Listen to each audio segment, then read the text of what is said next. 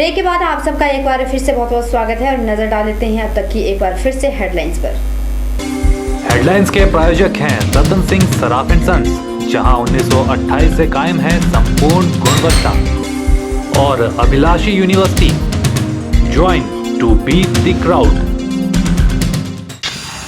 मुख्यमंत्री वीरभद्र सिंह ने किया पूर्व मुख्यमंत्री पर पलटवार, कहा मुंगेरी लाल के सपने देखना छोड़ दे Prem Kumar Dhumal.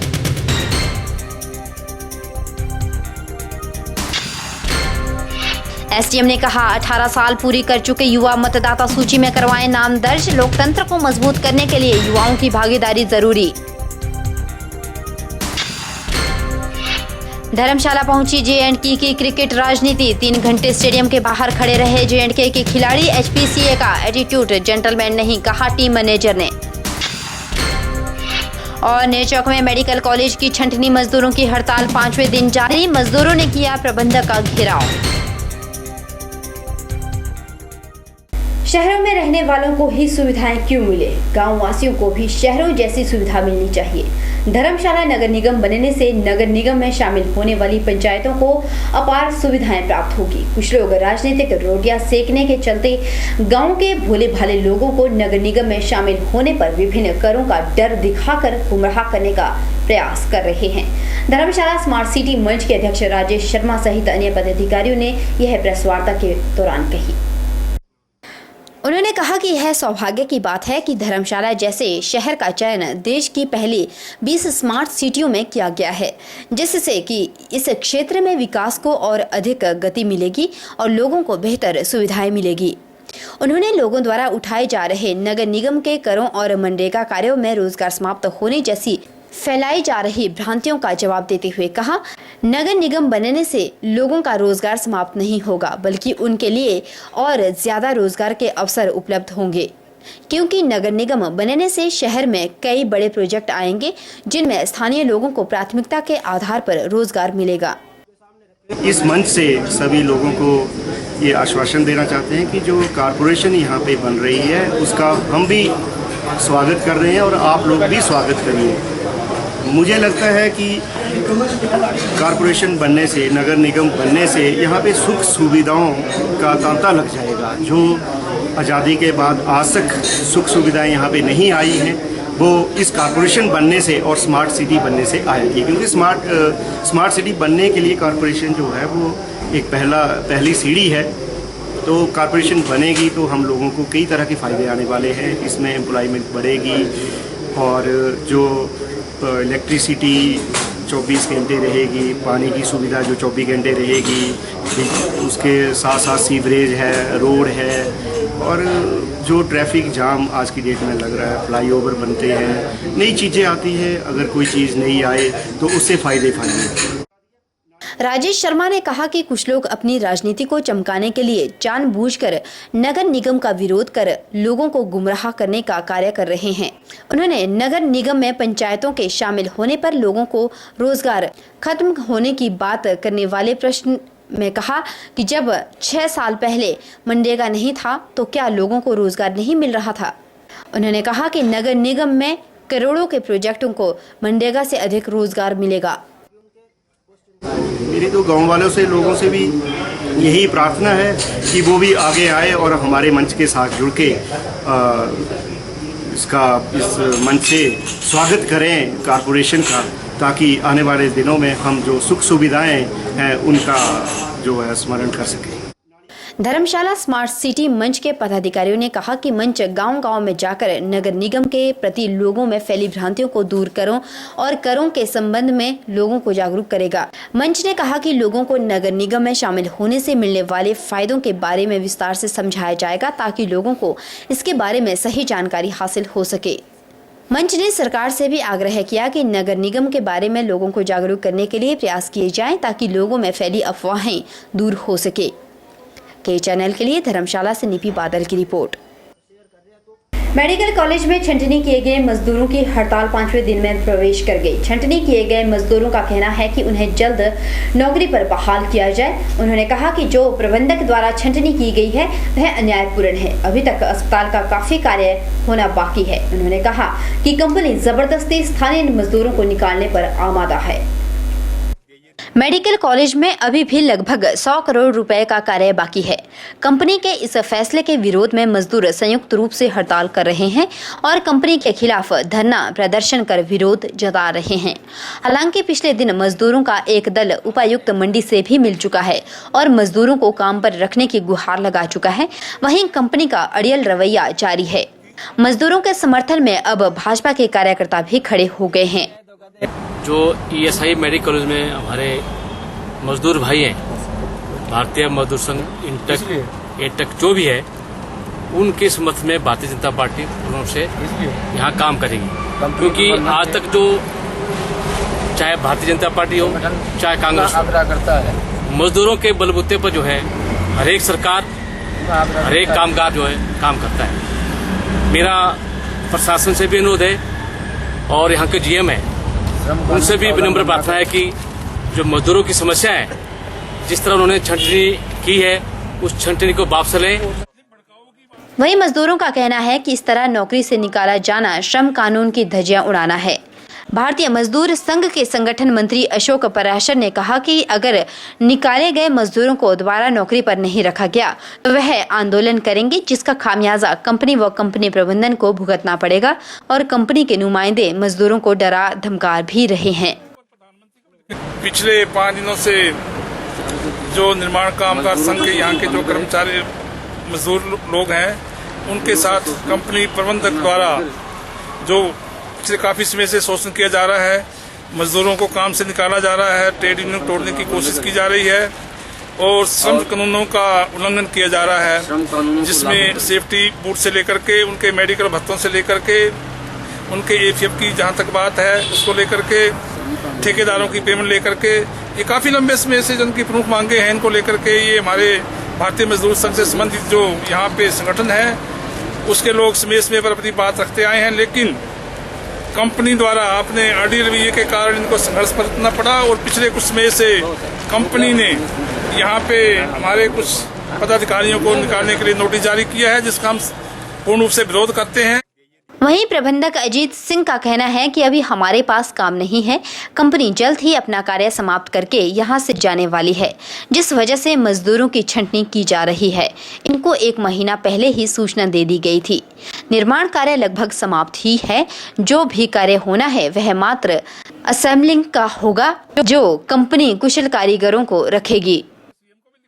See the present situation of this strike by Intech and BMS for last 3-4 days they are doing, and they are threatening our laborers with dire consequences if they do the work inside, for which we have taken the protection of administration, and they are keenly helping us in that matter, and we are also motivating our labor to start the work from tomorrow, and so that work is not hampered. And these retrenched workers, out of that these C2 workers have already taken their payments, 4 numbers. Then balance 6 number workers or these workers are there, for which their money is with us. They can take the money at any time, and we don't have any budget. We don't have any money with management to pay them with the other more months, because we have suffered a lot already from this in this project. So our this confirmed statement is that we cannot input to them again because we don't have money to pay them. गौर है कि medical college में अभी भी लगभग 100 करोड़ रुपए का कार्य बाकी है। कंपनी के इस फैसले के विरोध में मजदूर संयुक्त रूप से हड़ताल कर रहे हैं और यह हड़ताल आज 5वें दिन में प्रवेश कर गई। के चैनल के लिए नया चौक से मनप्रीत सिंह की रिपोर्ट। राजकीय महाविद्यालय धर्मशाला में कांगड़ा, चंबा व ऊना के महाविद्यालयों के प्रवक्ताओं ने 1 दिवसीय इको क्लब प्रभारियों की बैठक राज्य विज्ञान प्रौद्योगिकी एवं पर्यावरण विभाग शिमला द्वारा आयोजित की गई। इस 1 दिवसीय कार्यशाला का शुभारंभ राजकीय महाविद्यालय धर्मशाला के प्राचार्य RP चोपड़ा द्वारा की गई। कार्यशाला में इको क्लब प्रभारियों को महाविद्यालयों में चलाई जाने वाली इको क्लब की गतिविधियों के बारे में जानकारी दी गई। साथ ही पर्यावरण संरक्षण के बारे में भी दिल्ली से आए हुए विशेषज्ञों ने प्रेजेंटेशन के माध्यम से कॉलेज प्रभारियों को जानकारी दी, ताकि वह कॉलेज के बच्चों को इसके बारे में जागरूक कर सके। वरिष्ठ वैज्ञानिक सहायक साइंस एंड टेक्नोलॉजी शिमला एवं इको क्लब संयोजक रवि शर्मा ने कहा कि इस कार्यशाला का मुख्य उद्देश्य महाविद्यालयों में बच्चों को पर्यावरण के प्रति जागरूक करना है। उन्होंने कहा कि इको क्लब की गतिविधियां लंबे समय से स्कूलों में चलाई जा रही थी, लेकिन अब इसका विस्तार करके महाविद्यालय स्तर पर भी इको क्लब की गतिविधियां शुरू की जा रही है। ये वर्कशॉप राज्य विज्ञान प्रौद्योगिकी एवं पर्यावरण परिषद शिमला द्वारा जो कॉलेज में इको क्लब शुरुआत की गई है, उसके अंतर एक दिवसीय ओरिएंटेशन वर्कशॉप का जहाँ आयोजन किया जा रहा है। इस वर्कशॉप में जिला कांगड़ा, ऊना और चंबा के कॉलेज के इको क्लब प्रभारी 22 के नंबर्स के करीब भाग ले रहे हैं और इस कार्यशाला में उन्हें किस तरह की कॉलेज में एक्टिविटीज़ करेंगे, वो इन्वायरमेंट कंजर्वेशन के लिए हमारे दिल्ली से एक्सपर्ट्स आए हैं, वो प्रेजेंटेशन के माध्यम से यहाँ पे बताएंगे। उन्होंने कहा कि इस तरह की 3 ओरिएंटेशन कार्यशालाएं प्रदेश स्तर में आयोजित की जाएगी, जिसके तहत क्षेत्रीय स्तर की प्रथम कार्यशाला धर्मशाला में आयोजित की जा रही है। उसके उपरांत मंडी और शिमला और सोलन में भी इस तरह की कार्यशाला आयोजित की जाएगी। के चैनल के लिए धर्मशाला से निपी बादल की रिपोर्ट। फिलहाल वक्त हो चला है एक और छोटे से ब्रेक का। ब्रेक के उस पार भी खबरों का सिलसिला लगातार जारी रहेगा। गुप्ता शॉल एम्पोरियम, जहां आप पाएंगे बेहतरीन व उच्च क्वालिटी की शॉल की विस्तृत वैरायटी। यहां pure woollen Kullu shawl, Kashmiri shawl, angora shawl, cashmilon shawl, feather shawl, pashmina shawl के साथ ही शॉल की और भी बहुत सी वैरायटी उपलब्ध है। तो देर न कीजिए और आज ही पहुंचे गुप्ता शॉल एम्पोरियम, सब्जी मंडी के साथ नेर चौक, डिस्ट्रिक्ट मंडी। मोबाइल 9459125400। मंडी में कुछ दिन पहले हुए जिला स्तरीय प्रतियोगिता में जो बच्चे प्रथम स्थान पर रहे थे, अब वो बच्चे राज्य स्तर पर होने जा रहे प्रतियोगिता के लिए दमखम दिखाएंगे ताकि जिले का नाम रोशन हो सके। राज्य स्तरीय प्रतियोगिता शिमला में आयोजित होनी है, जिसके लिए आज बच्चे रवाना हो गए। इस मौके पर बच्चों में इस कंपटीशन के लिए खासा उत्साह भी नजर आया। शिमला में होने वाली प्रतियोगिता के लिए मंडी से लगभग 10 बच्चे रवाना हुए। 10 अक्टूबर को शिमला के हाई कोर्ट ऑडिटोरियम में राज्य स्तरीय प्रतियोगिता होनी तय है। शिमला में आयोजित इस प्रतियोगिता में स्लोगन प्रतियोगिता, पेंटिंग, निबंध लेखन प्रतियोगिता होनी है, जिसमें मंडी जिले के बच्चे भाग लेंगे और जिले का नाम रोशन करने के उद्देश्य से उतरेंगे। इस अवसर पर बच्चों के साथ जा रहे थलौट स्कूल के इतिहास के प्रवक्ता ने बताया कि उनकी ड्यूटी मंडी जिला कोर्ट से लगाई गई है और वह इस राज्य स्तरीय प्रतियोगिता के लिए बच्चों को लेकर जा रहे हैं।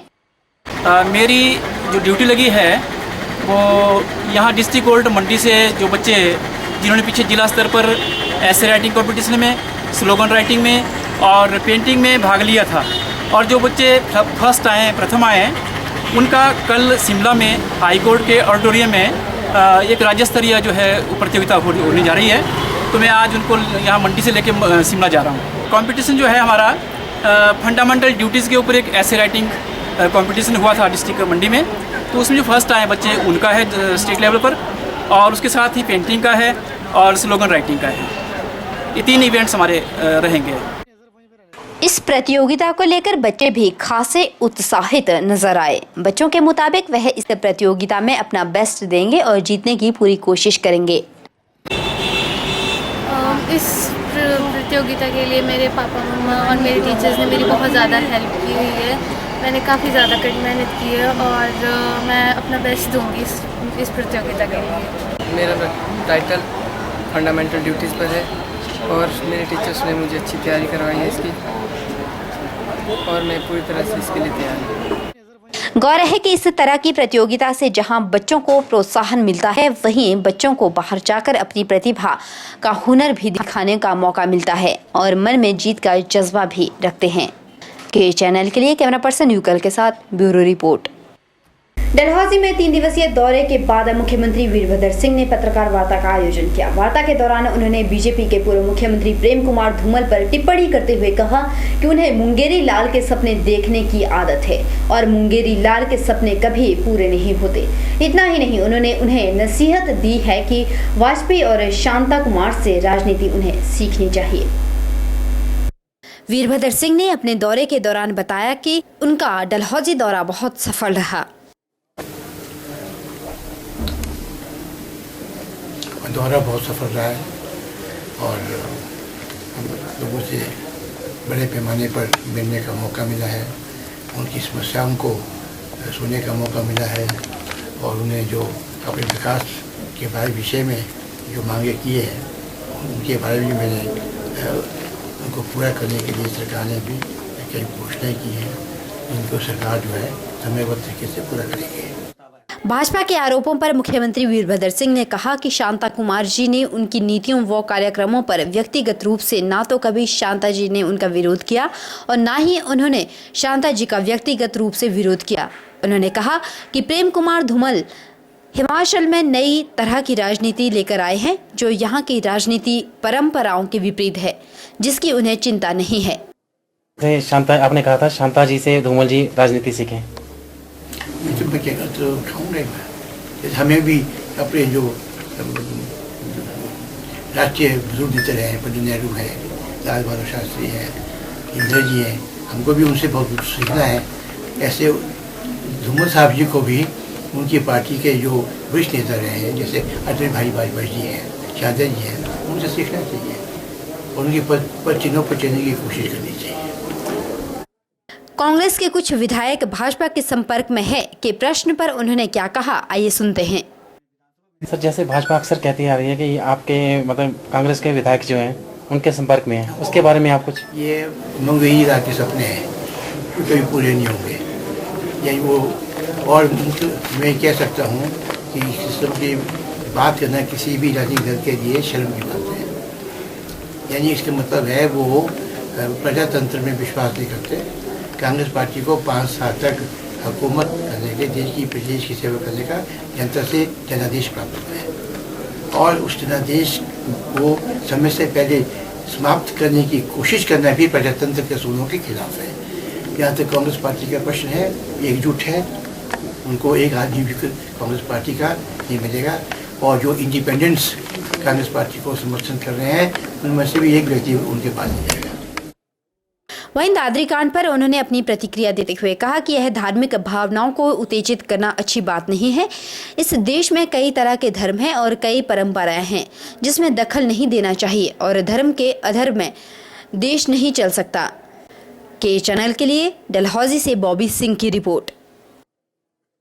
हिमाचल प्रदेश के मुख्यमंत्री वीरभद्र सिंह ने डलहौजी विधानसभा क्षेत्र के सलूड़ी में कई करोड़ों की योजनाओं के शिलान्यास और उद्घाटन किए। सबसे पहले सलूड़ी के अंतर्गत आने वाली राजकीय वरिष्ठ माध्यमिक पाठशाला की हार के भवन की आधारशिला रखी, जिस पर 2 करोड़ 86 लाख रुपए खर्च किए जाएंगे। इसके बाद राजा वीरभद्र सिंह ने 4 करोड़ की लागत से बने स्वास्थ्य केंद्र सुंडला का उद्घाटन भी किया। इस स्वास्थ्य केंद्र से 20,000 की जनता को फायदा होगा। लोगों को इलाज के लिए दूर दराज क्षेत्रों में नहीं जाना पड़ेगा। इसके बाद मुख्यमंत्री ने 1100 केवी बिजली परियोजना का भी उद्घाटन किया, जिस पर 8 करोड़ रुपए की राशि खर्च की गई। इस बिजली से लोगों को बिजली की कमी महसूस नहीं होगी। इसके अलावा मुख्यमंत्री ने डलहौजी हल्के विधानसभा क्षेत्र को शिक्षा, स्वास्थ्य, बिजली, सड़क, पानी जैसे महत्वपूर्ण विभागों के लिए कई योजनाएं दी। तकरीबन 1 दर्जन नए स्कूल दिए और 1 दर्जन से अधिक स्कूलों को अपग्रेड भी किया गया। इसके अलावा किहार में 50 बेडों का अस्पताल भी मुख्यमंत्री ने दिया।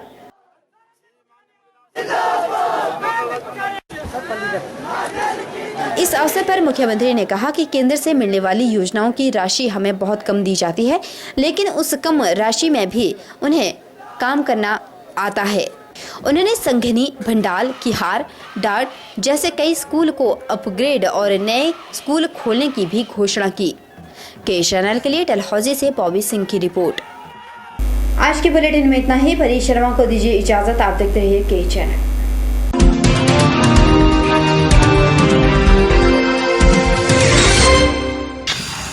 मुख्यमंत्री वीरभद्र सिंह ने किया पूर्व मुख्यमंत्री पर पलटवार। कहा, मुंगेरी लाल के सपने देखना छोड़ दे प्रेम कुमार धूमल।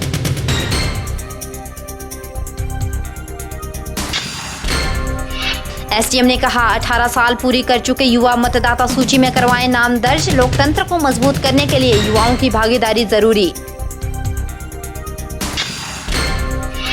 धर्मशाला पहुंची जे.एंड.के की क्रिकेट राजनीति। 3 घंटे स्टेडियम के बाहर खड़े रहे जे.एंड.के के खिलाड़ी। एचपीसीए का एटीट्यूड जेंटलमैन नहीं, कहा टीम मैनेजर ने।